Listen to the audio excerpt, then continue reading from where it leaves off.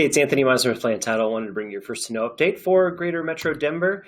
And if we look into it right here, you can see that even with the rise in inventory and everything else that's going on, prices have really stayed steady and they've continued to increase just a little bit in our single family market.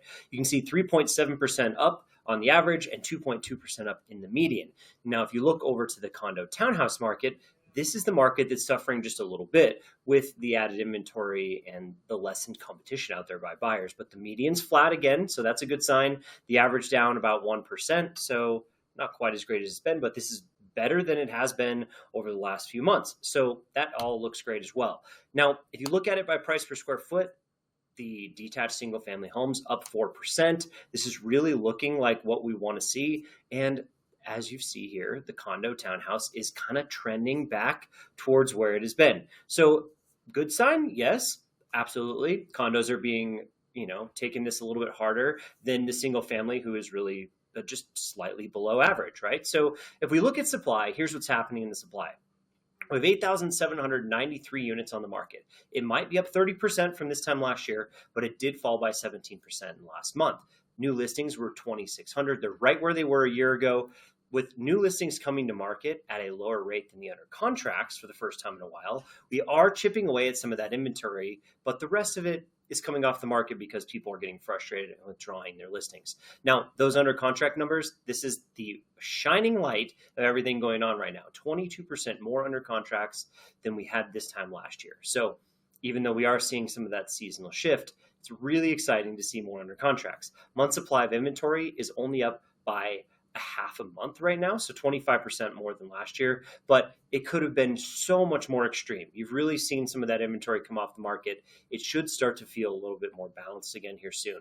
Now, as we see the average days in MLS at 46, this really isn't too bad.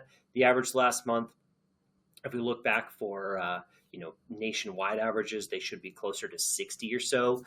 The average days in MLS in Denver Metro is 46. A year ago, it was 37, but it was a very hot market a year ago comparatively. So with low inventory and low buyers, we still saw stuff moving.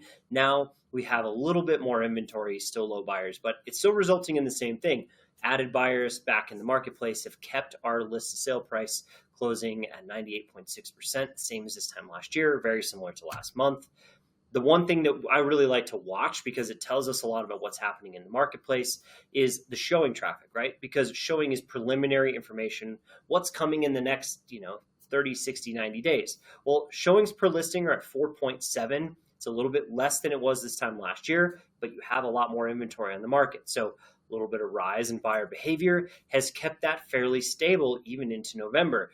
The only issue we're running into is it's starting to take more showings to go under contract because it is the fall, right? So it is fourth quarter. That's a pretty normal trend.